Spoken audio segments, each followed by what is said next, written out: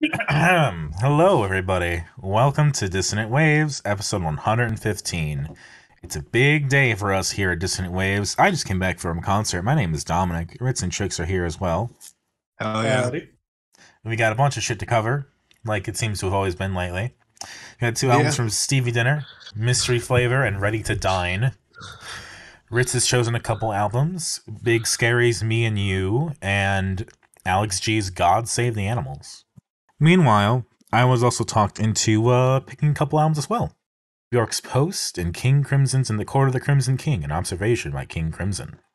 Can I give a little take about your choices, Dominic, just before we start? We don't have to cover the albums instantly, but I just wanted to say that I think one of the albums that you've picked here is culturally significant, quite an amazing piece of work for its time that obviously even in the test of time has come up.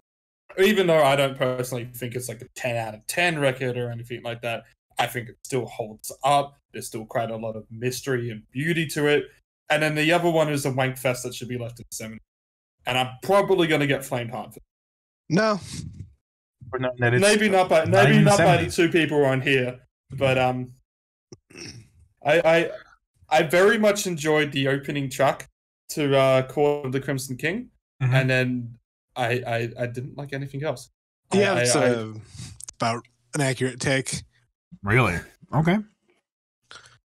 Well, since we're talking about, do you want to start there, King Crimson? Sure. I'm happy to. So, In the Court of the Crimson King, a really landmark psychedelic album, 5 tracks, 1969. Right when they were just getting started, their debut album, because they were played the free concert that Rolling Stones did, and that got them a lot of attention. And then right after this came out, they kind of fell apart for a while. Mm-hmm. And basically everyone got replaced except for Robert Fripp. Yes, it is his band. Somehow I should apologize by saying 70s. This album was 69 according to Spotify here. For some reason, I thought it was early 70s, but either way. Yeah, this is real early. Yeah. One of the earliest you've covered. Yeah. So, my guess is here that you two don't enjoy it as much. The way that I put this is I recognize that this actually, I talked about how I was praising the other one here. I do recognize there is cultural significance in this album, especially in this prog. Yeah. I'm not going to deny that. I'm not even going to say that I hate this record. It's not like I go in here and say, oh, that sounds like shit or anything like that. But a lot of shit on here goes way too long. like Moonchild is done after 3 minutes. Yeah, Moonchild has gone on for a while. I will say that. Yeah, I don't mind that bit of ambience. Ambience is fine if you're doing a full ambient album as well. But it's like it's just 9 minutes of the same shit, and I why? So okay, you're doing this now, I guess, and it's one of those ones where I wanted to get into it because I love 21st Century Schizoid Man. I think it's a really great prog track, and it might be a really basic take for me to say out of all the King Crimson I've listened to, because I've listened to Red as well. I listened to that a while ago for different purposes, and I can't really remember too much off there. I didn't really listen to it too intently, but out of all the stuff I've heard, it's probably the most basic take to have, but 21st Century Schizoid Man is my favorite out of all the Crimson tracks that we've listened to. And then just everything else it just felt like it went on for too long. And I know prog does that. I know post-rock would do that these days, and I love the Mogwai album, so it's kind of like maybe I'm being a bit hypocritical, but the difference is, instead of it being like a whole bunch of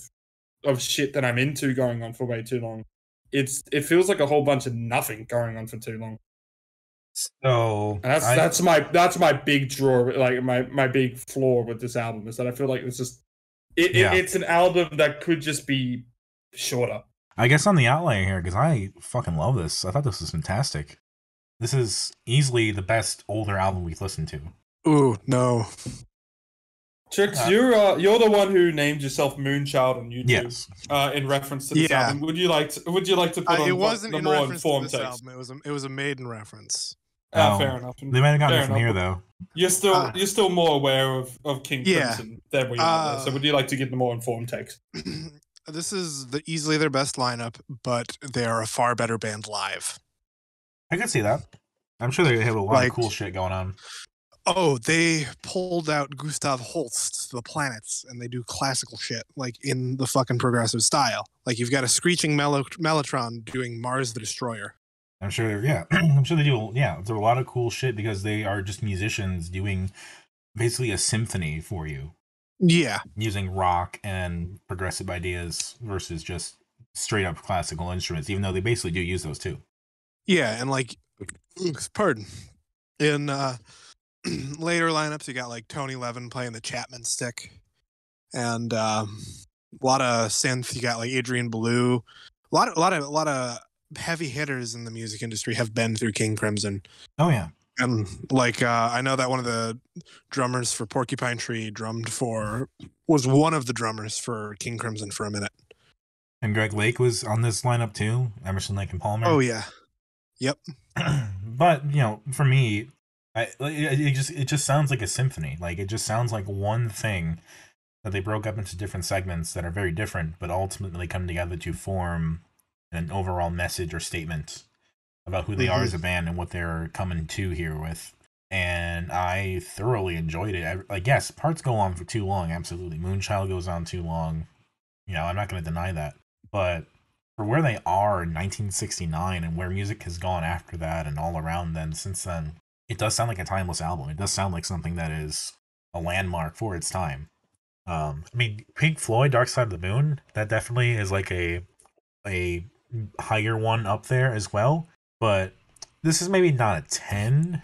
This is like a 9.7, 9.8. You compare if I compare this, and I know it's practically comparing two different sounds here, but it's still, when we're going to time periods and stuff like that, it's worth kind of comparing this. You compare this to Dark Side of the Moon, and I mean, Dark Side of the Moon is just fantastic. It's one of those albums that you just go back to and you go, okay, this is an album. This is what an album should fucking be. They're two different flavors of prog. Well, like, the other thing, I remember, because my dad also listens to like a lot of this stuff because he's grown up in time, right? And his kind of description also of Dark Side of the Moon is, and he's for that album. He says it's only like a 34-minute album, and the whole point is that it's not overblown with all this pretentiousness and stuff. But it's just a good fucking 34 minutes. Not to say that Pink Floyd can't get pretentious. That's not out of the question there, but. The whole thing is that it's not an album that's trying to go longer than it needs to make the kind of like track listing or something make sense, or like utilize everything. It's just putting out a good album. And look, I don't even hate this album. I just think it's okay, but it's got a lot of flaws that stop me from really wanting back to. Like there's a lot of difference between this is something that I'm really not into and I think is pretentious, and then something that is just absolute pure shit that we've listened to. Like you can go back into even to listen to ones that aren't like that are trying to do something for the whole time of it. Like I don't know, if you go, what's the fantastic example that we could probably do that I haven't really been in? What did you say? Uriah Heep. Yeah, Uriah Heep would be a good example of that actually, and that's something where it's like, well, yeah, it's probably not as ambient and all the stuff like that, but it's, I would say 100%. There's some more enjoyable moments on this record than there is in Uriah Heep. Yeah. I just love that there's a lot of dynamics in here. Like, I love the dynamics that, like, oh, I Talk to the Wind has all this flute going on. It's so different than the chaos that is 21st Century. And then Epitaph sounds kind of like that hard-blooded masculine rock that something like Turn the Page wants to be. But I think Epitaph does it better. And, I mean, they're also how Epitaph Records gets its fucking name, of course. Yeah. I mean, and like, you know, you said Moonchild goes on a bit long. Yes, I get that. Yes. A lot of it's just kind of improv and stuff, and that is probably the weakest track on here. But then, In the Court of the Crimson King itself, the last track, great melody, great just last movement of a symphony to kind of sum everything up and kind of bring it to a close. Like, I think structurally it makes a lot of sense. It's really good. Each segment. I find it interesting as well that you're using the kind of term symphony here, and I guess here's an album that I'm going to compare it to that's actually very recent that we haven't covered. I don't potentially have any intention to cover it, but we're just kind of going with like a whole symphony of symphony as an album, and that's the Floating Points, Pharoah Sanders and London Symphony Orchestra album, Promises. Which, yeah, if you listen to that, that's 9 different movements. This whole thing, and it's an actually full just kind of album of what is basically the same song, but kind of 9 different transitions that are kind of happening in, or different kind of ways of going around it, or as they call it, movements in there. So like at the start it's very ambient, but then as movements come on, there's more instrumentation that's brought on, or there's that. And I wasn't even a big fan of Promises. I liked it, but I was kind of like, it's not really my thing. It's that's not a critique on the album. It's just a critique on my taste there. I go, okay, look, I understand, I respect the jazz. I don't really know much about Pharoah Sanders because I'm not a big jazz guy. Obviously, rest in peace to Pharoah Sanders. I believe he just passed away, unfortunately. Yeah. But that's what I feel when something's more kind of like of a symphony. And this album doesn't really feel like a symphony in that kind of way. It just, I get what you mean, but it's more just very, like, it's, I think it doesn't feel like different passages all the time, even though the titles kind of try to claim it that way. I mean, ironically, I think Moonchild is probably the only one where I'd say it kind of is, because that actually feels like 2 different songs in it, with the ambience in it. Not to say that I'm trying to give it any pass in there, but I think everything else is still just one song. I mean, 21st Century Schizoid Man apparently includes mirrors on it. I don't know what any of that really means, but I think that's just referencing back to the breakdown, to the instrumental section. But why call it anything else? It's just 21st Century Schizoid Man. It goes back to 21st Century Schizoid Man anyway, so why is it now suddenly 2 different songs? It's not like you're going to cut that out of there either. That's an important part of the song. Mm-hmm. I think Trix, it's a better example might be Parallel Weaving that we listened to, that Ritz did not. Parallel Weaving is a little more cohesive, if you ask me. Sure, but that's also like a 5-track symphony, or at least project, more or less, with kind of the different. Each track goes for something a little different. It's not the same song, but it's definitely a unit. It's definitely meant to be a suite that goes together. Cohesive, perhaps more, but that's because that was created in a different situation. Mm-hmm. But I still think that there is a comparison to make there, and that yes. Court of the Crimson King is structured more as a traditional rock album, at least in its titles. Each song could be its own thing, but I do think that even with that, there is enough cohesiveness in style, cohesiveness in just how they do their songs, that there's still something there for me that makes it work for me, I guess. Well, one of these days, this is just an aside, I gotta put my phone into record mode and just record my father and I talking about King Crimson, because he knows pretty much fucking everything about Crimson. Like, he's got a, I think it's 3 of a Perfect Pair. No, it's not 3 of a Perfect Pair. It's Lark, Songs, and Aspects. He has the Celtic knot on that album cover tattooed on him. That's cool. So one of these days, I gotta sit down with him with a mic and just be like, "Hey, we're gonna talk about King Crimson, and it's going on my podcast." I would love that. I would love to have that. That sounds amazing. See, I just told my dad I was doing King Crimson today, and he goes, "Oh, Robert Fripp, that pretentious bastard." See, I don't have a problem. That's my father's opinion too. I don't have a problem necessarily with being pretentious. Like, you gotta have a little bit of pride and willingness to go out there and do shit. And have shit mean shit, we can make fun of people being pretentious all day, but sometimes we kind of have to be. One of the things I do give Robert Fripp mad props for is that he invented his own guitar tuning so that he could have more of a range and be able to play crazier things, and it's stuck. Yeah, it's called New Standard Tuning. I think I've heard of that, but I don't know what it is. And one of these days, I got to send you guys the video of Robert Fripp. During quarantine, he did covers with his wife, and they did Enter Sandman or something. And she's just in his tuning, and you watch his hand, it's completely fucking different than how it normally is played. And you're like, whoa, that fucking fucks with your brain. But the thing that I wanted to point out is that his fucking wife, you can tell, is a couple drinks in this video. and she's not wearing a bra under a tight white shirt. So Okay, that's fun. it's That's fun. it's the fucking weirdest thing you'll ever see. Sure. Fair Like enough, Fripp's fair being an enough. old man playing his guitar. Sure.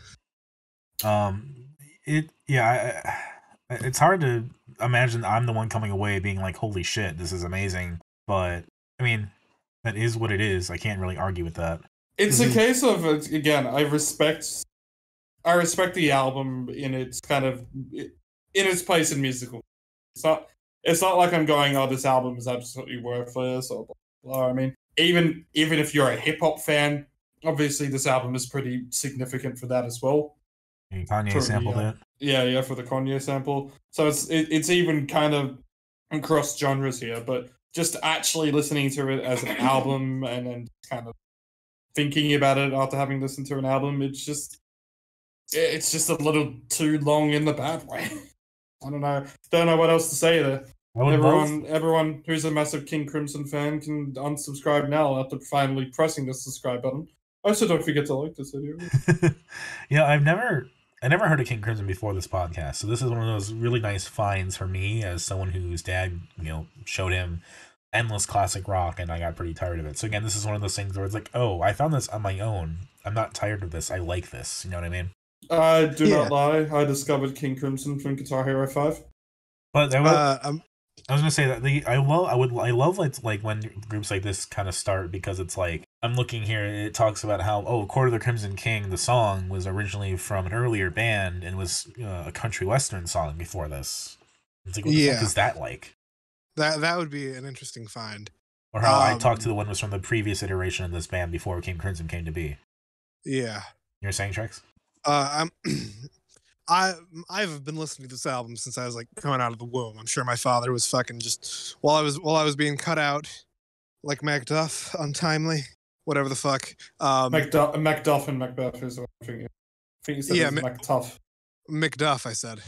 I misheard. I thought I had a T. What the fuck are you talking about? Macbeth. Macduff from his wound, untimely ripped. Or whatever. C-section.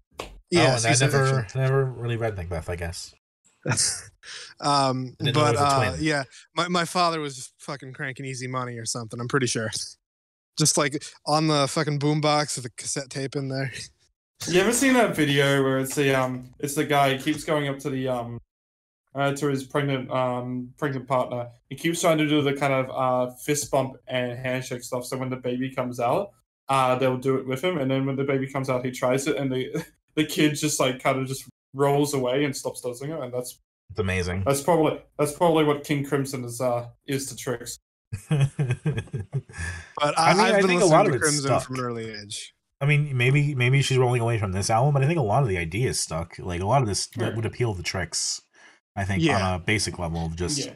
And as I said, I prefer them live, and I prefer like later studio albums from them. Like this is one of my favorite lineups, but I like the later stuff. I'm curious now to listen to the later stuff because like I really like this. This is fantastic. You'd like Lark's Tongues. Anyway, favorites, least favorites. I'll start. Favorite is 21st Century Schizoid Man. Least favorite is Moonchild. I'll agree. But I think everything else is in my favorites as well, though. All right, which one are we going on to next? We got a lot of stuff to talk about. We do. I think we owe it to Trix, who's been trying to get Stevie Dinner on the podcast forever since 2020 to finally have her piece. This is a band I found scrolling through Spotify or YouTube Music. I forget which one it was at the time. I think it was Spotify. And it was late at night. I had a bottle of wine. I just ordered some Domino's. And I'm like, I want to listen to some tunes. And so I click on some random radio. First song plays. Then the second song goes, and it's card declined for pizza and wine. So I'm like, perfect. Listen to the song. I'm like, this fucks. And I just kind of paid attention to Stevie Dinner since. Yeah. I liked Mystery Flavor. Yeah. That's about it. I was not into the other album. Oh, Ready to Dine has some bangers.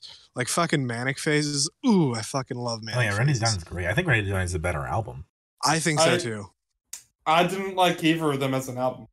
Like as an actual album. I thought there was better stuff in Mystery Flavor, and then there wasn't Ready to Dine, but I found myself just kind of getting bored of the album and kind of slugging through it very. And yes, I think there's a both of lot them. there. I think they do suffer from the fact that there's a lot of tracks, and it kind of hides Mhm. how long they actually are. Because they're not super long, more long than normal, but they feel it. Yeah. I'm still debating if it's gonna be Ready to Dine, or Mystery. It probably wouldn't be Mystery Flavor at this point. It's like, do I enjoy Mystery Flavor more than Court of the Crimson King? And I probably don't. Interesting. Dang. I don't know. Again, it's nothing I hate off this, but this is just, to me, it's even harsh to call it average, because I don't even think that they're generic or anything. I actually do think they have their own kind of sound. So that's what makes it harsh for me to say that this is average. But I think the biggest problem I have, and maybe if I listen to the later one with the new member added to make it a duo, maybe there'll be some differences, maybe there'll be some sound changes. Yeah. But the biggest issue I found with this is that it felt like when you had heard a couple of songs, you heard them all basically. It was I from disagree. what I I heard. disagree. This is how I felt on it, and granted, I could only get as many listens in as I did. So Right. maybe if I come back, and I'm not going to hold on to these opinions that I have, like they're mixed cement and they're going to harden and never change. This is more like some dirt I found on the ground and I'm trying to build a house out of because I played a little bit too much Minecraft. But I found myself just kind of going like, yeah, I'm into it at the start, yeah, into it, and like, okay, I'm bored of this now. It's like, this is fun, but it very, very quickly for me became overdone. And it's just one of those, I don't mean it as a case of like after 2 days or something, now I never want to listen to this again. It was a case of after a couple songs here, like, I'm done, I want to listen to something else now. And I obviously try to get a good mix every time I do listen to stuff like that. I try to get a good mix of the albums I'm supposed to do with the week, 2022 stuff, so I can do, all the listen to all the stuff that's coming out, and get ideas for podcasts and stuff like that, and just find stuff to enjoy, and then just listen to stuff that I want to. Right. And I found myself constantly while listening to the Stevie Dinner the most that this was happening to, where I was just kind of burnt out by it, and I was going, okay, this is over yet. And See, then you're just describing how I felt about the Alex G record, actually. that can be fair enough, man. That's opinions how they go. Yeah. But this is actually describing the Alex G better than I probably could have described my feelings about it. You want to hear my take on this whole conversation here? Yeah. I just been jamming to the boys are out of town in my head and not paying attention. No, so this whole, like, I like this aesthetic a lot. It reminds me of, does anyone know that SNL skit that's like the two dudes playing like the keyboard and then they look over and it's like a funny thing or whatever the fuck it is? It's like a weird Christmas thing. I don't watch SNL because. But it's like really intentionally cheesy and corny, and it sounds kind of dumb. And the way they're doing it makes it funny for the audience. And you might be describing a Tim and Eric sketch then. The point is that it's like kitschy and weird and kind of stupid. Yeah. And I think this is kind of what that embodies, but also comes at it with really, really well done guitar and shit. The bass, holy shit! Yes, the there's bass. I can tell it's an album that you picked because the bass is usually really good. Yeah, I will admit the bass is probably the best part of this album. Both these albums. You want to know something crazy? My father is a fan of Stevie Dinner. Good. That's not surprising. Like, this reminds me a little bit of possibly in Michigan, a little bit. In a weird way. Yeah, I could see that. Like the whole kind of tape aesthetic and like intentionally kind of bad, but not. Yeah, except this gets away with also underneath, just being good. Yeah. And I think Ready to Dine, which weirdly enough is not on Apple Music. Damn. Ready to Dine is the one I think that does it better because there's a lot more variety and there's a lot more interesting stuff. Like, I think Unisex Disco, despite being going out a little bit too long, is a nice, like, clear break. Yeah. Unisex Disco is great. I've already talked about The Boys Are Out of Town. I fucking love The Boys Are Out of Town. One Day has that really... Is that tremolo picking? that it has. Yeah. And Yes. like fantastic. It's so good. Home Alone 2 You- is another cool one. And then we have Mac phases. then we have like the bonus tracks that you didn't know about. I knew about Stray Cat for Right, some but- reason. I knew about Stray Cat Because that's on True Story. Yeah. Well, I knew that it was also on the bonus edition for some reason. Because the other one that's on Spotify, Moody Crying, that was all right. But like I really like Papa Gâteau, the little French one they do. That's a really nice one. Now, here's the thing. You said that Stray Cat is kind of like a demo thing that's added on to Ready to Dine, was it? Or It's like a not bonus really fully track. demo-y. It sounds kind of demo-y because it's like intentionally recorded kind of shit. yeah, but didn't you say that the version on True Story is the exact same? Like- Yes. Now they claim that True Story was a 3-week long writing and recording binge at the end of 2019. So you would have thought that would have been everything that was done in 2019, but apparently then that might not be true. What I had read was that a lot of that album was yes, it was kind of done in that era, but it was also Josh had a lot of tracks that he had never quite finished, never liked the way they had Fair come out, enough, fair and enough. had given them to Steph to kind of make better. And having this come after what was like a 5-year break in which Josh went through a lot of shit apparently. Yeah, the dude just seems to be like a magnet for just unlucky shit. I don't know what that. There was like a GoFundMe or something for his medical issues. I didn't like. And like he recorded. I want to say part of "Ready to Dine Homeless." Yeah, I can see that. And also like the release history is weird. Like the Dream EP is on Spotify, but not on Bandcamp. There's two different I Stevie actually Dinner haven't listened accounts. to the Dream EP on Bandcamp. Yep. Yeah, because I think probably because the old one's so old that he can't probably get into it anymore. Probably. And that 5-year break probably did a lot of shit. Yeah. So there's you can sense a lot of just struggle and strife coming out of this, which the music does not reflect at all. Yeah. Did you ever find out why the band's called Stevie Dinner? Why? Because in one of his old bands, they would practice on TV trays and they were called TV Dinner. I figured it was going to be a TV dinner pun because that's obviously what it is. Yeah. Talking about mystery flavor though, since we mostly talk about Ready to Dine. My favorite part of this is actually the end. Like I think the cult ritual into Incantations part 1 and 2. I think Incantation 1 and 2 is the best part of mystery flavor. But I am a big fan of Audrey Horne. that one's pretty good too. Audrey Horne's one of the highlights out of both the albums.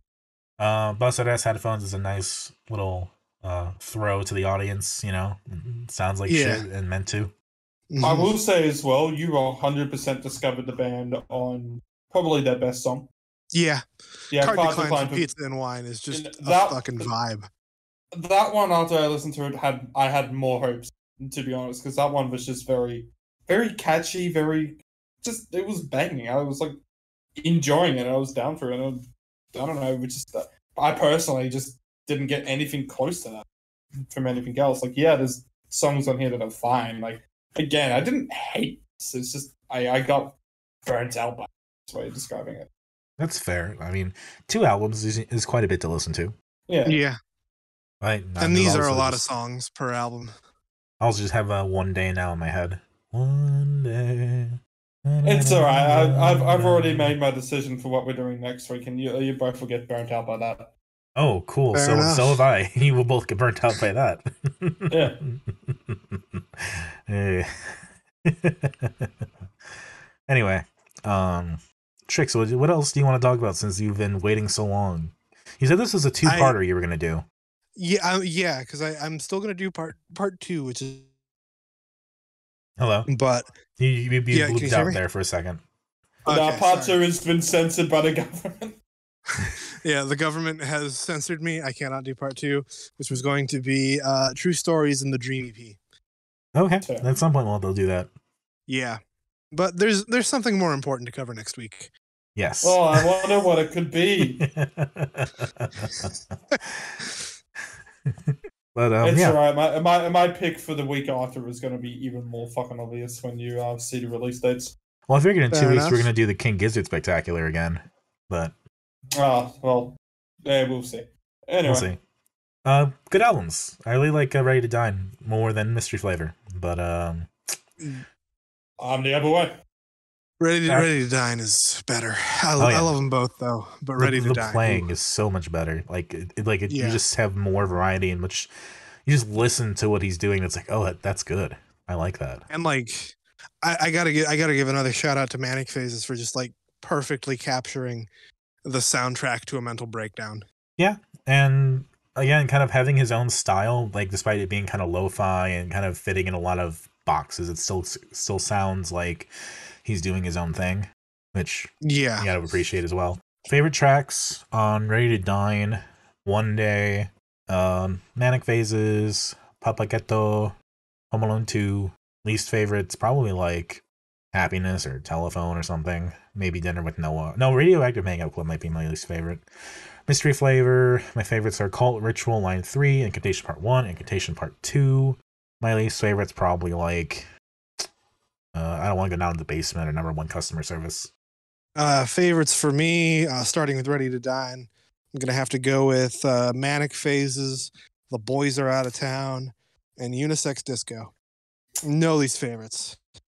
On Mystery Flavor, favorites, Card Declined, Audrey Horn. I enjoy it all. And like the whole Cult Ritual to Incantation Part 2. Oof. Oh, yeah. Ooh. Tasty. Actually, my least favorite on the Mystery Flavor, sorry, my least favorite is actually New Sleeves. I think it goes on a bit too long. I will agree with you for least favorite on Mystery Flavor. Favorite on it is definitely Card Decline for Pizza and Wine. I also agree with Ready to Dine that Manic Phases is probably the best on there. Least favorite, it gets a little bit too forgettable to even remember the titles of it, so gonna have to hold off with that surprisingly. Fair enough. Fair enough. Now, since I accidentally described your take, shall we do Alex G? Yeah. Well, briefly, what I'll say for Alex G is that this is a unique style. This is something that is new to the palette, but it was not something that essentially grabbed me, if that makes sense. I'll put it this way: I like God Save the Animals. I think it's so far one of my favorites of the year, even if it's not in the top tier for favorites of the year. I don't think it's as good as House of Sugar, which had a lot more concept about selfishness and greed in there, and most importantly, addiction with songs like Hope, which was about his friend dying after overdosing on fentanyl. This one, the way that I can describe what God Save the Animals feels like is it feels like a demo reel in the way of this is not so much an album, which there is a bit of a critique I have in there because sometimes it doesn't flow as well as you would like on here, but it feels like the kind of wide palette that Alex G just loves to do. I can see that. There's a lot of stuff here. Yeah, there is a lot to go through, and I can kind of see how a burnout can happen because you kind of could be going into this album and you just get a little too much, and not always does it work. I mean, I think there are some songs on here which have missteps. I think Cross the Sea isn't really growing on me like I hoped it would. But you like the Runner. You like Runner, don't you? I personally think Runner is Alex G's best song. And I love the confidence in his voice that he's just started to have. There's no effects on his voice in it, so it stands out surprisingly on it. But it's just a really smooth track that's just really, it kind of just grabs me a lot. I don't know. It's a hard way to kind of explain it, but it's probably the most accessible on here. But I think for an artist that's mostly known as being kind of DIY, especially one of the more famous kind of DIY Bandcamp artists out here, which we've been covering a lot of this year.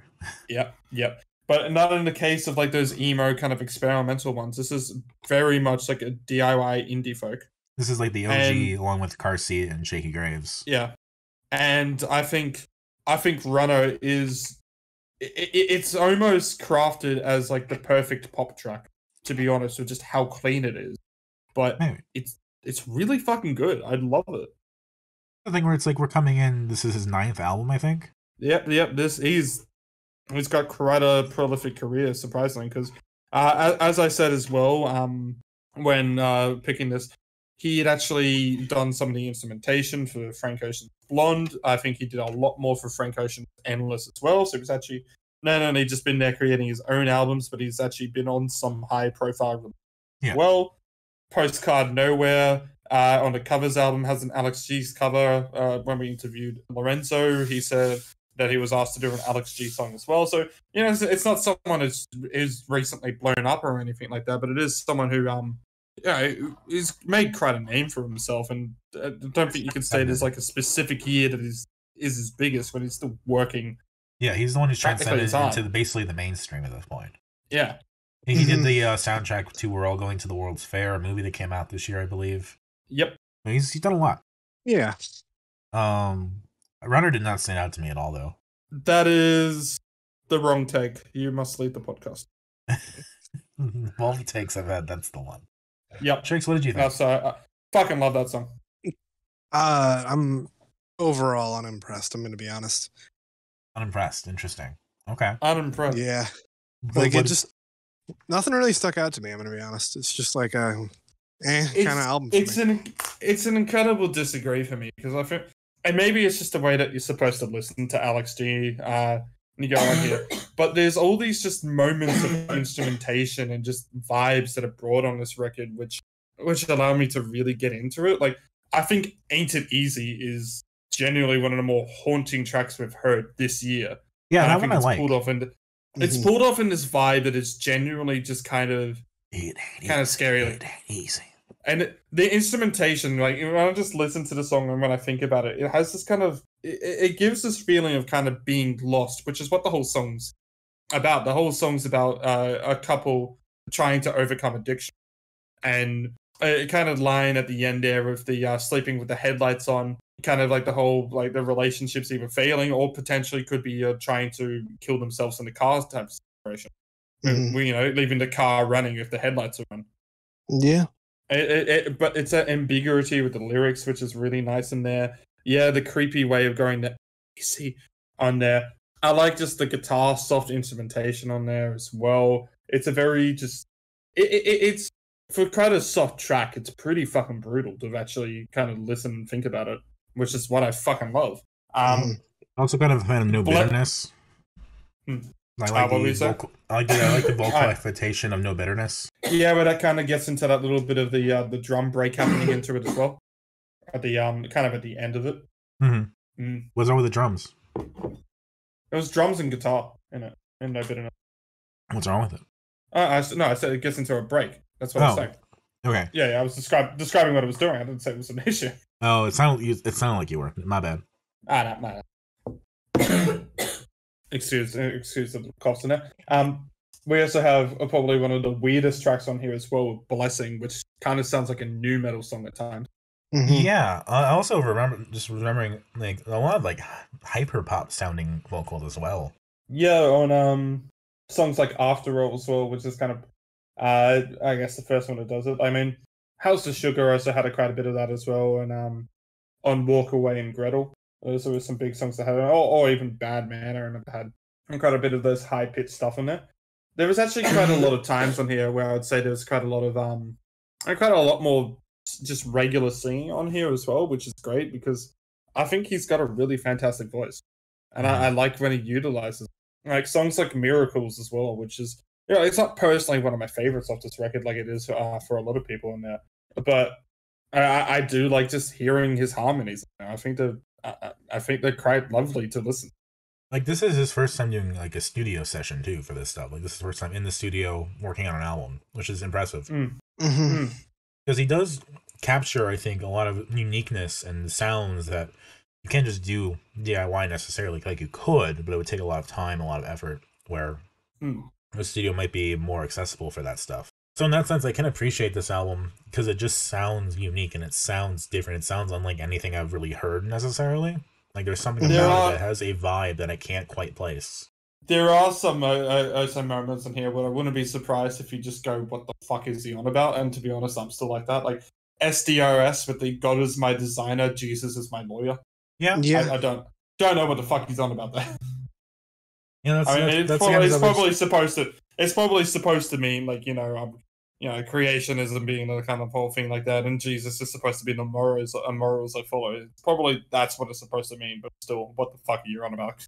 I mean, it's an album about religion in the end. Yeah. Like, that's what he designed it to be. Yeah. Mm-hmm.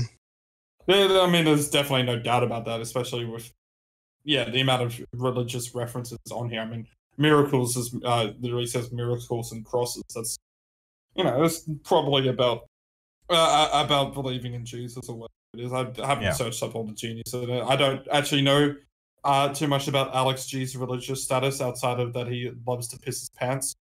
I don't know if that's a religious, but he does it religiously. It's a religion to me. Yeah. I was gonna say, what I was reading was that a lot of his friends have apparently become religious, or a number of them have, and so he was interested by that turn that some people had taken and wanted to explore it. Fair enough. And I think that leads to a lot of shit like, oh, God save the animals, God is my desire, Jesus is my lawyer. That's all kind of stuff that's all around there. Mm-hmm. I saw like a lot of 90s influences too. Like a lot of the stuff felt like a 90s singer-songwriter kind of thing. And like, Mission also kind of sounded like a new rock, not country, but like kind of that 2000s era sound. There's a lot of variety in like how each track went, and what it was going for. I just wish it kind of came together for me in a way that felt like cohesive, or that I liked it, or that like, it meant something to me. That's a fair enough take. I don't think this is his best record. I think we'll see how the test of time goes in a bit to see if it stays higher, or if I'm just having some of that good old recency bias with it. But I still think there's some really good songs off this record. It's not my favorite of this week, and to be honest, the more that I've listened to it, I'm still not sure if it's my favorite of the stuff I picked. It's probably not even. But yeah, I think it's a fine album. I think there's enough exploration in it that at least makes it an interesting album. It's a nice picture at the museum that I'm going to look at and scan over and try to understand, but then move on to the next one that's a little more accessible, a little more my speed, I guess, if that makes sense, before I can truly get it. I get that. Like, anything else to say, or Trix? I don't really have anything else to say other than like I might, my opinion of this might change if I spent more time with the album. I didn't really spend the most time with this one, but yeah, I guess that's really all I have to say. Favorites: Runner, Blessing, Ain't It Easy. Least favorite is either Cross the Sea or Headroom Piano. Favorites: No Bitterness, Ain't It Easy. Least favorite's Headroom Piano. Also, shout out to Miracles. Trix, you got any? Or I'm pulling up the list. I remember enjoying Mission quite a bit. I think just no favorites, no least favorites. This was kind of a blender for me. I know what you mean by blender, but I had to disagree that it's blender. Yeah, I get you. All right, which one are we talking about next? Big Scary. This is a new album for Big Scary. This has come a year after the last one, Daisy, which came 5 years after their last one, Animal, which obviously we were huge fans of Animal. Yeah, Animal's great. By obviously, I mean that video never came out. Sorry. But we were big fans of Vacation as well, which did come out. And I didn't really like Daisy too much as an album. I think Stay and Get Out were great songs off there, and then everything else was a bit This album came out, and the singles I thought were okay. I was interested to see how it would fit in the album. And now that I listened to the album, I love it. The thing to mention here is that Daisy and Me and You are meant to be linked. In the interviews I was reading about, they talked about how they recorded them at the same time, basically. And there's meant to be a third album following this one. That's kind of a part 3 of what they're going for. If you do notice one thing as well with the album art, if you're taking a look at Daisy as well, I guess they do have some kind of like similar art style, but I guess so is Vacation Animal with this. So they always have like a kind of painted kind of like artworky style, but they still have big differences. Like I don't know why Daisy is the only one that has a border with it, but yeah, they are like still 2 different records to listen to. But I came out of this one surprisingly as a lot calmer of a record, enjoying it a lot more as an album. Like FA is a fucking beautiful opener. See, I was frustrated by this album because it was so calm all the time. There was little variation to how calm it was. Like, I'm used to hearing The Animal, I'm used to hearing The Vacation, and like I know that I can't expect every album to be like the old ones were. That's unfair to that. This is like their old ones, to be honest. So they've always gone with that softer sound, and obviously, yeah, Animal was probably one of the few first times that we were really going into a lot of those heavier ones outside of like Hey Somebody or something from the very early stuff. So this is, I mean, this is Big Scary's kind of like sound mostly, and I think is there a lot of evolution from their early stuff? There's not as much variation, obviously, on it, which I think is personally the most frustrating thing about it is that I do like when Big Scary go a bit more out there because I think they flow their albums well. But when it comes to just listening to songs, like the actual Big Scary songs here, and just listening to it as the album, I think this is a very enjoyable album. It's you have to push away the I want the kind of playful, heavier Big Scary and just no, I agree with that. You have to push that away. It can't be that. Yeah, because it's not because this isn't that album. You're basically listening to a pretty soft Big Scary record, but I think they're a band that's really good at doing soft music, and this album shows. I mean, even here, it's not to say that everything is soft. Like Asking Right has a bit more kind of loudness to it, I guess. Some of it starts to get a little bit kind of like poppier as well, like Goodbye Earl Street. I don't know how this would all sound if you put Daisy and Me and You in this third album all together. Like, because it seems like they just kind of chose the tracks based on like their similarities and like kind of how they sounded together. That, I mean, we don't know what the third album sounds like yet, so it's hard to. Right, I'm not listening to Daisy, so like having them all mixed together, I don't know, but I mean, this is an album where I put it on and I just like listening. I think it's beautiful. I wish it's not perfect, doesn't have to be, but it's beautiful. I wish I felt the beauty. I put it on and it's like, all right, this is Big Scary, but it's a mode, I guess, that never really impressed me as much as the stuff that I did like. Yeah. Were you also disappointed by this, Trix? Yeah, I didn't really go into this one with high expectations because I didn't remember liking his Animal as much as you guys did. But yeah, it's an album I need to spend more time with. I'll say that much. I did listen to it a couple times, but nothing really stuck to me. I think Firefly was good. Lonely Age was a little annoying, I feel like, but like Goodbye Earl Street was definitely like a song that sounded like a standout. Devotion also. Like Devotion, Real Love, that latter half is probably where it picks up the best for me. Goodbye Earl Street to Real Love were the 3 singles that were on this album. Yeah. But Animal aside, Vacation aside, this is an album that I felt was straying too much into the same 2 speeds. Like it was just circling the parking lot endlessly, in a sense. Personally, I thought there was enough sound changes on here too. I'm not going to act like there wasn't some repetitiveness of something happening with the sound on this record, but I thought there was enough sound changes to get on here. And I thought, I mean, FA doesn't sound like Goodbye Earl Street at all, and no. I like both of those songs. I mean, the opener on here is my personal favorite. It's just when you kind of listen closer enough to the production on it, you start to get that. This is where nice ambience comes in, like the ambience in which I feel like it's still actually doing something on here. And yet, I couldn't really call this an ambient album, but I still think the production style uses elements in there that work pretty well in here. I mean, it's ambient in the way that I Talk to the Wind is ambient, Yeah. I mean, Asking Right personally sounds like it could fit on Vacation, which, is that a good thing? Is that a bad thing? I'm not sure.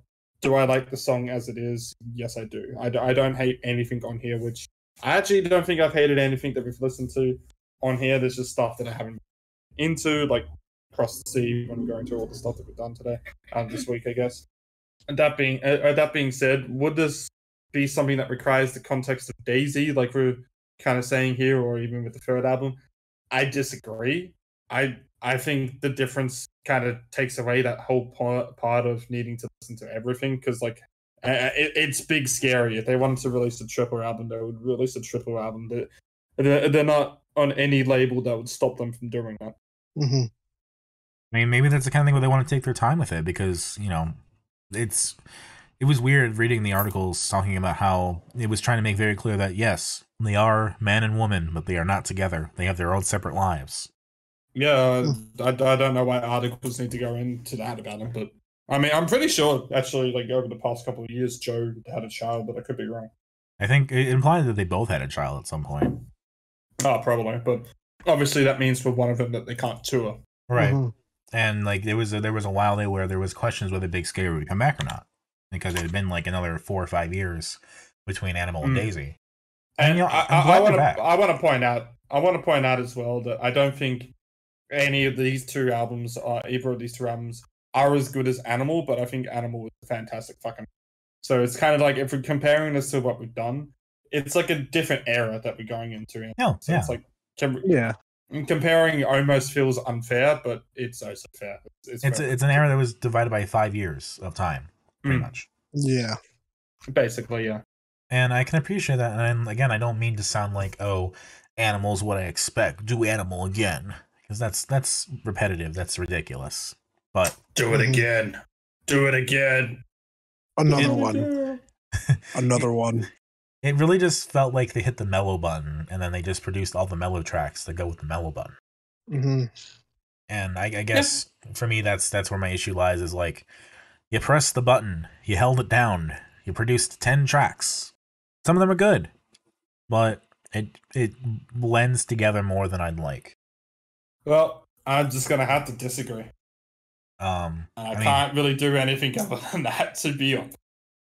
Far be it for me to use the word that Trix likes to use. It's not a blunder, but it's close. Oh, I like this album. That's really all Fair I enough. care about. My favorites are Goodbye Earl Street, Devotion, Real Love, and You Won't Always. My least favorite's probably Asking Right. Or no, Lonely Age, my least favorite. Lonely Age. Trix, I'm assuming you're using your favorite word.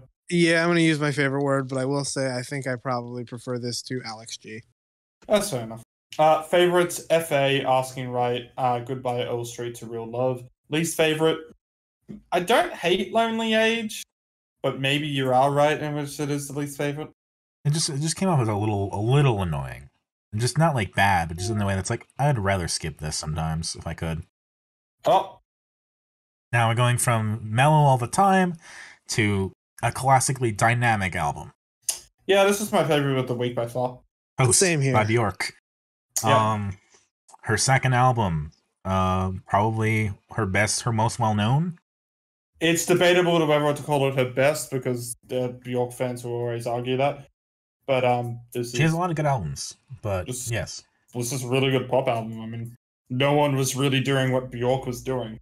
And like, there's a lot of history to it. There's a lot of story that happened before and after it that's important in Björk's life. I still think it's crazy that Björk's biggest hit in Australia was her cover of "It's So Oh So Quiet." That's her biggest hit, pretty much globally. Yeah. Except for like the UK and Iceland, I think.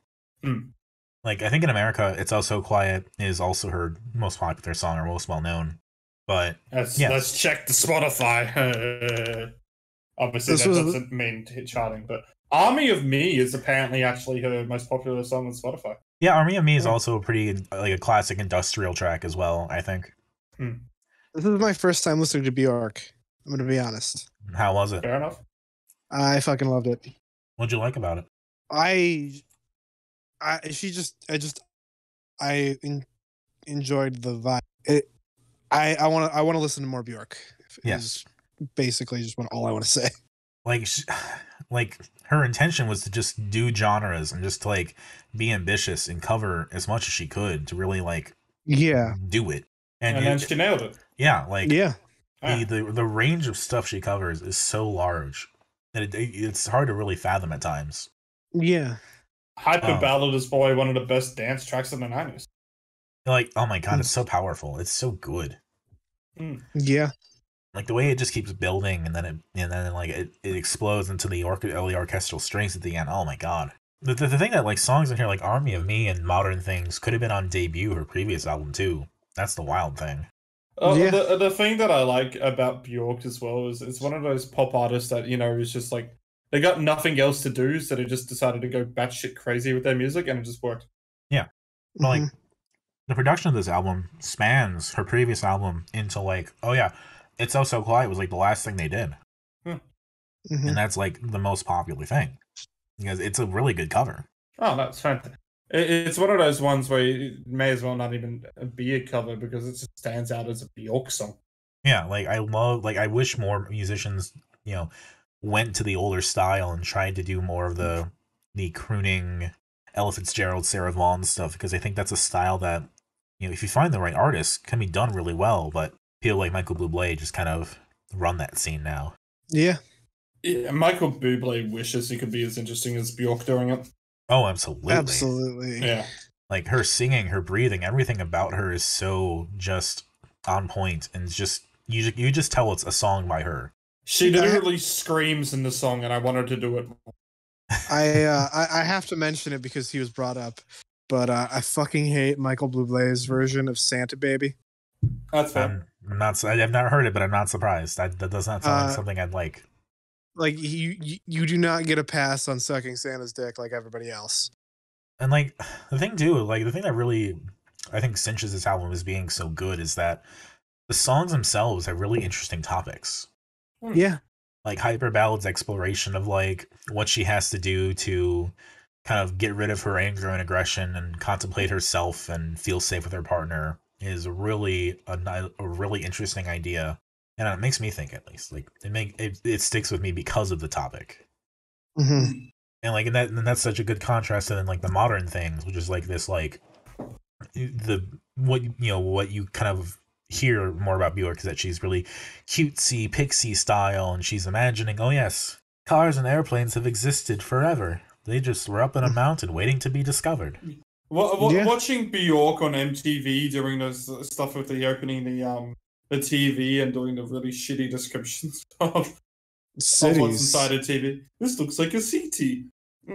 That is funny and stuff, but it's not like Björk is actually some random innocent artist from Iceland. No, she's generally talking about some fucking serious topics in a pretty great way. Yeah, like she gets that, oh my god, she's so quirky, oh my god, she's Icelandic, that's so, unique and everything, and that I think she's just a genius artist outside of all of that. That there's her, and then, like, she represents a country that doesn't get a lot of attention, so then everyone associates Iceland and everything with her. Yeah, I'm pretty sure Iceland is mostly just her, Sigur Rós, and some volcanoes. I was gonna say, where was of Monsters and Men? Were they Icelandic? They were Icelandic. Yes. Low Roar is also Icelandic, or was. I think they moved. Is Asgria still Icelandic? They had a hit in Australia somehow. That was always a Sea Bear is another Icelandic one. Yeah, that one's not as popular, but it was Asgria, and yes, is Icelandic. So there's surprisingly, you get quite a bit of popular stuff from Iceland, but, like, it's also what's known as, like, the big artists from there. It's still a pretty small amount. Yeah. Mm-hmm. And Björk has always probably been seen as kind of like the biggest Icelandic artist. And with good reason, too. Like, her reach and her just creativity is really good. And, she was the one who was, like, her music videos were big. And, they've really stood out as being unique, and they've just been as creative and variety-filled as her songs. Like, I think it's I Miss You that has the fucking Ren and Stimpy guy doing the animation for it. Yeah. And Army of Me is like a dystopian, she's like a truck driver, she has to go to the dentist, and a gorilla dentist steals a diamond that's in her mouth. And then, like, It's So Quiet is just an old-fashioned, she starts in an auto shop and then becomes one of those big dance number types. There's a really, really interesting variety of stuff. Like, her output, especially at this point, was, I don't want to use too hyperbolic of a word here, but it's just, it was a lot of variety and a lot of interesting stuff. It really showcased what she could do. Yeah. Plus, as I was saying, like, this album also was the part where she was getting all the attention from the press and everything. There was the part where she attacked a reporter because she was harassing her son. Mm-hmm. The part where she got Absolutely based moment. Yeah. almost got sent a mail bomb in the mail. Yeah. Not so based. Yeah, like all this shit that happened like the year after this album came out. Like, and then to just, all of that, and then we're not even talking about the fact that Army of Me is based on a fucking Led Zeppelin drum track. Yeah. Like, she samples one of the most well-known rock songs of the 70s, and it's like not even part of the conversation. Yeah. Great fucking album. Björk is good. Yeah. Björk is very good.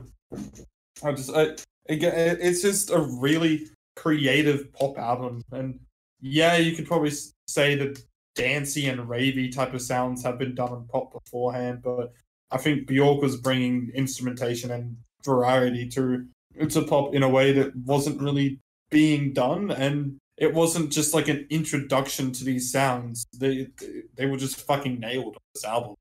This isn't an album that I go and say this is one of my favorite albums of all time, but if someone goes to me and say, yeah, I like Björk's Post, I go, yeah, that's fair enough. Like, yeah, it's a great fucking album. Like, I was reminded of Deer Hunter when they did the color spectrum, and it's like, oh, we're doing all these different genres, and they're gonna be all their own EP, and it's like, the fucking Black EP doesn't even touch Army of Me. No. It doesn't even touch Enjoy. No. Like, he didn't go as hard as she did, and she just did 2 songs that could be called kind of industrial. Yeah. Or industrial pop. It's a great album. I mean, it's one of those ones that it's like, what is there to talk about? Because it's just so much acclaim and accolades across the board. Yeah. And it's all fucking deserved. Yeah. Absolutely. It's one of those albums of the 90s that feels like, yes, there's some 90s isms in it, especially on like the production side, but it's still good. Yeah. Possibly maybe the way she just sings that will be in my head for a while. She puts, like, she doesn't half-ass any of it, even if it sounds like going and doing the whole shh in an album could be like something that you might not commit to in your performance, but no, she commits to it and it fucking works. Yeah. That's one of the differences between Björk and a lot of other artists is just the commitment to the performance, and she commits and she's fucking great. How hard she goes on to "I Miss You" and all the way she says that throughout the song, but she's just like really going at it. Just "I miss you" as a phrase. Mm-hmm. It's listed as, according to She Wired, as one of the top 100 greatest lesbian albums of all time. What that means necessarily I don't know, but sure. Yeah. Number 63. I got nothing else to say. Favorites: Army of Me, Hyper Ballad, It's Oh So Quiet. Least favorite, got none. I agree. Yeah. I basically wanted to pick this because of Chris Fleming did a whole video on this, just like as a joke, like being like the person, like the landlord basically, who has to deal with Björk throwing things off the roof for Hyper Ballad. It was very funny. I'm like, oh yeah, Björk's really good. Yeah. I'm just gonna do my ranking to start off here, and it's gonna be different from your twos, but I'm just gonna go ahead and get it done. So I'm going to just be the laziest fucking man alive, and I'm going to say the bottom space can just be tied from albums that I refuse to waste any of my time properly sorting, because I will spend too much time because I really don't know how to do it. So both the Stevie Dinners and the King Crimson album together. Then I'm going to put... I know it's going to be widely different because you two will probably have these below them, but I'm going to put Alex G in the third place then, and I'm going to put Big Scary as number 2, and then none of them even touches close to number 1, which is, I mean, it's a fantastic album. It's Björk's Post. Yeah. First. I can go if you want me to. Yeah, why not? I have my... Okay, let me just pull up the list real quick. I'm going to start with number 5 at... I'm already good. Number 5 at God Save the Animals. Big Scary, Me and You. Then I'm going to throw down King Crimson. The 2 Stevie Dinner albums, Mystery Flavor, Ready to Dine, and then Post by Björk. 6 for me is Big Scary. Number 5 is Alex G. Number 4 is Mystery Flavor. Number 3 is Ready to Dine. Number 2 is Post. Number 1 is King Crimson. Fair enough. What an ending. Record. Could have given yourself a unanimous number 3 and you didn't. Yeah. I went for my other Yeah. my other choice, because it's Yeah. cool. Yeah. All right, Anyway. so next week, I would like to go first and reveal my pick. Okay. Oh, gee, I wonder what it would be. Yeah. Oh, yes. I wonder what it could be. It was an album that came out on Friday. Highly anticipated. That's right. We're talking about the new Taylor Swift album, Midnight. Yeah, baby. Is it the 3 a.m. edition or just Midnight's? Just Midnight's the one that came out. I don't even know what the difference is. I'm guessing 3 a.m. is the version that just came out just at 3 a.m. It's a deluxe edition. Oh, fun. I don't. Do you particularly care if we do that whole version or just the regular? You guys pick. Oh, I'll probably be bored after the first 5 songs. So just the regular version. Gotcha. I'll do regular, and then if I want to listen to the rest, I will. But I'll start that's with probably regular. the way to do it. Taylor Swift, Midnights. First time covering Taylor Swift on the podcast. We're really shooting high here, Björk and Taylor Swift. Yeah. Have you seen the because obviously on the Friday it wasn't just the Taylor Swift album that came out, it was also the Carly Rae Jepsen one, and that was the 2 big ones that the pop heads came out. And then fucking Megan Trainor just there in the background goes, "Yeah, I'm one of the big 3 releases that came out on Friday." Yeah, sure you are, Megan. I'm sure you are. I think a new Tegan and Sarah record also came out on Friday. I think Tegan and Sarah is probably bigger than Megan Trainor, to be honest. Yes, another TS to put on the pile. Well, Dominic, you can go. So, I've done some research, everybody. Oh no, this is dangerous. Ladies, gentlemen, envies, people of the jury. I have not just Petite League's thrill seekers to throw at you today. Okay. I did the work. I have put together a list of everything Lorenzo has done. I went through his Tumblr. I found all of his shit. There's still some stuff I couldn't find.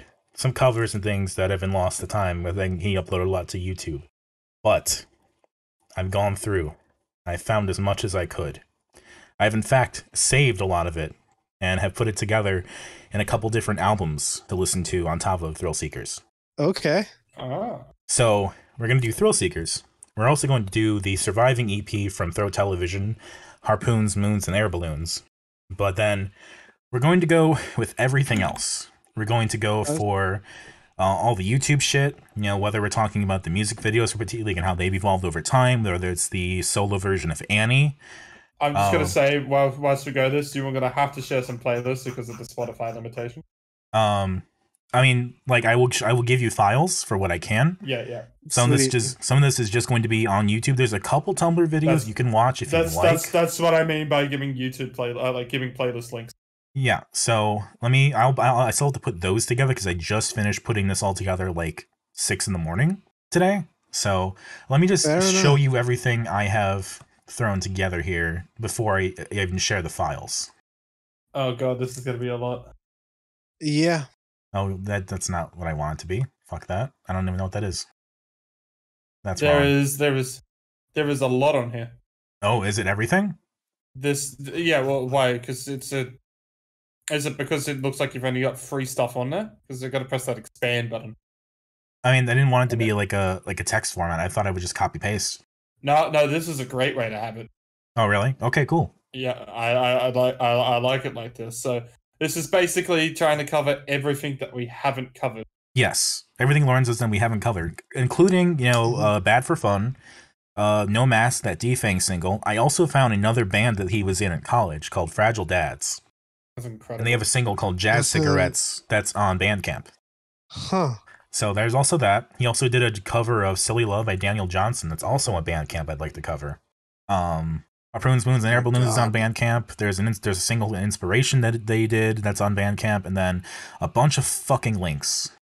But, like I said, I took a lot of the Tumblr shit, saved it for myself, and put it together in album format, or EP format, depending, because I separated it into Spark Alaska, Throw Television, and just Lorenzo releasing by himself. Mm-hmm. So, we're going for it. We've covered Petite League and Lorenzo for 110 episodes. He has been on this goddamn show. There is no other way to cover him at this point other than to be as thorough as possible. Now, I'm going to pick my pick, and I'm going to give one little option on here as well.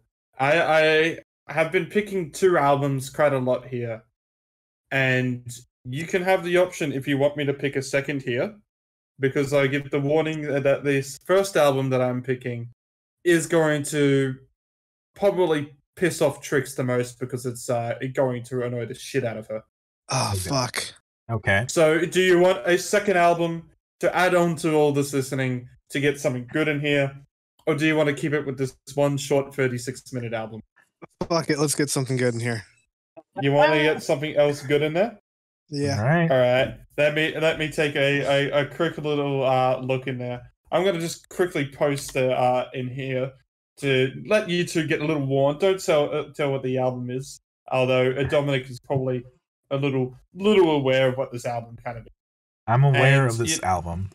You know what? I'm going to make the other thing not 2022 here. I'm going to make it something that will actually be fucking good to give just that little bit of like, yeah, all right, that's fine. This is now enjoyable. And let's see, what do I have here in my list? Stuff that I haven't picked in a while or haven't done all this shit. Yeah, all right. I know exactly what we can cover with this as well. So we're going to make the very nice album that we're going to listen to, coming back to an artist that I've been meaning to do more and more of, and this is going to be my personal favorite album from them. We're going to be covering Ballpark Music's Museum. That's going to be the good album. And the absolute fucking shit take, we're going back to some Australian emo here in the experimental scene with a genre that I can only describe as shitpost emo, even more so than I have been. This is when I make a shitpost, it's a shitpost by someone who doesn't know what they're doing. So you expect it to sound off key and stuff like this. This is pure shitpost by a group of people who know what they're doing. All right. And it's made to sound as bad as possible.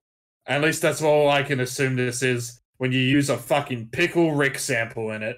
We are doing Yabby Time by We Will Look Back at You and Love You Forever. What the fuck are these cunts doing? Because I want to shake their hand. You have me intrigued. Yes, and let's not forget, if we're talking about shit posting, I have found some shit from my hunt. That, I want to point out that my favorite review of the Yabby Time record, or the album Yabby Time, is someone said that this shit is fire when you play it on mute.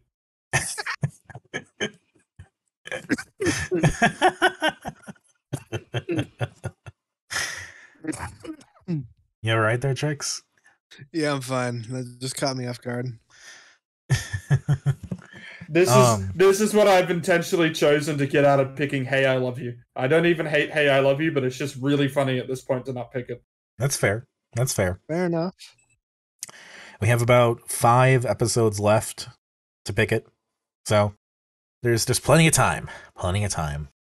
And so just to go over everything again, we are doing Midnights by Taylor Swift, Yabby Time by We Will Look Back and Love You Forever. We Will Look Back at You and Love You Forever, my bad. And of course, Museum by Ballpark Music. Our 3rd time doing Ballpark Music this year. Yes. Meanwhile, we're doing Thrill Seekers by Petite League. We're doing Harpoons, Moons, and Air Balloons by Throw Television. Which, there's, I forgot. There's a really important part of chapter of this that I forgot to mention. Yeah. Apparently, on MySpace, some of the Throw Television music still exists, but you need a MySpace account to access it.